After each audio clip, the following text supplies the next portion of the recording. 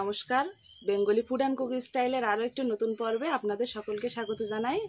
বন্ধুরা, আজকে আমি কাঁচা আম দিয়ে কাঁকড়ার টক করব। আপনারা পুরো ভিডিওটা দেখুন, খুবই ভালো লাগবে। এখানে দেখুন, এই যে একটা কাঁচা আম নিয়েছি, এই আম দিয়ে আমি কাঁকড়ার টক করব। তো আমটা এখন আমি কেটে নিচ্ছি।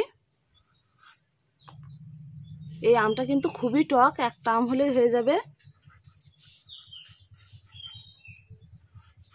আমটার খোসাটা ভালো করে ছাড়িয়ে নিচ্ছি।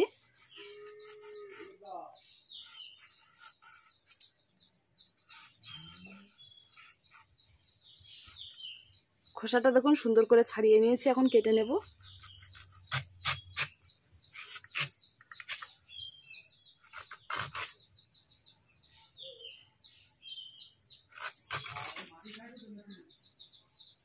আমটা এরকম সরু করে লম্বা ভাবে কেটে নেব।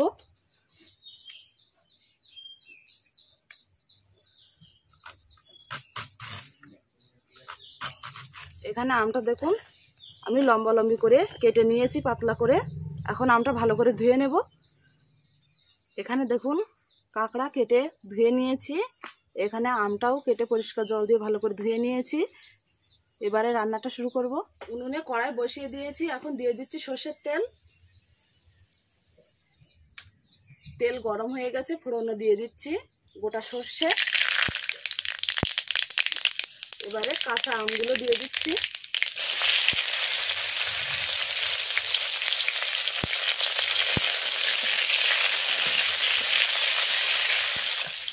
আমটা একটু ভেজে নিয়েছি, এখন এর মধ্যে কাঁকড়া দিয়ে দিচ্ছি।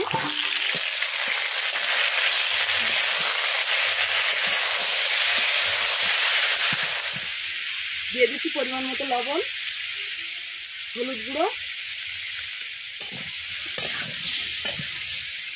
একটু ভালো করে নাড়াচাড়া করে নেব।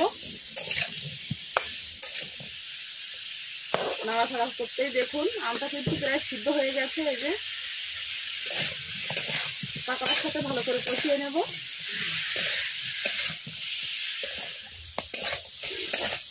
কাঁকড়াটা ভালো করে নাড়াচাড়া করে নিয়েছি, এখন জল দিয়ে দিচ্ছি।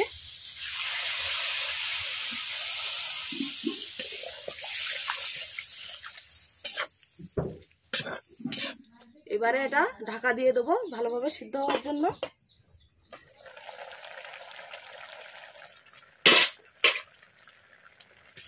কাঁকড়াটা দেখুন কিছুক্ষণ ফুটিয়ে নিয়েছি, আর ঝোল কিন্তু অনেকটাই কমে এসছে। এবারে এর মধ্যে চিনি দিয়ে দিচ্ছি। এখানে নিয়েছি জিরা মরিচের গুঁড়ো, দিয়ে দেবো। ভালো করে মিশিয়ে নিচ্ছি।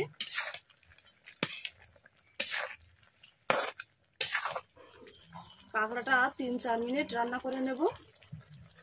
এখানে দেখুন কাঁকড়ার ঝোলটা কতটাই কমে গেছে, আর এটা কিন্তু হয়ে গেছে। এবার আমি নামিয়ে নেব।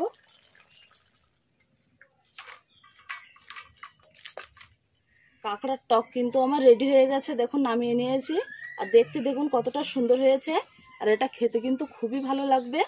দেখুন বন্ধুরা, কত সহজভাবেই বাড়িতে কাঁচা আম দিয়ে কাঁকড়ার টক তৈরি করে নিয়েছি। এটা খেতে খুবই ভালো। আজকে এই কাঁচা আম দিয়ে কাঁকড়ার টকের রেসিপি আপনাদের কেমন লাগলো অবশ্যই কমেন্ট করে জানাবেন। আর ভালো লাগলে চ্যানেলটি সাবস্ক্রাইব করে সকলের পাশে থাকবেন। নমস্কার।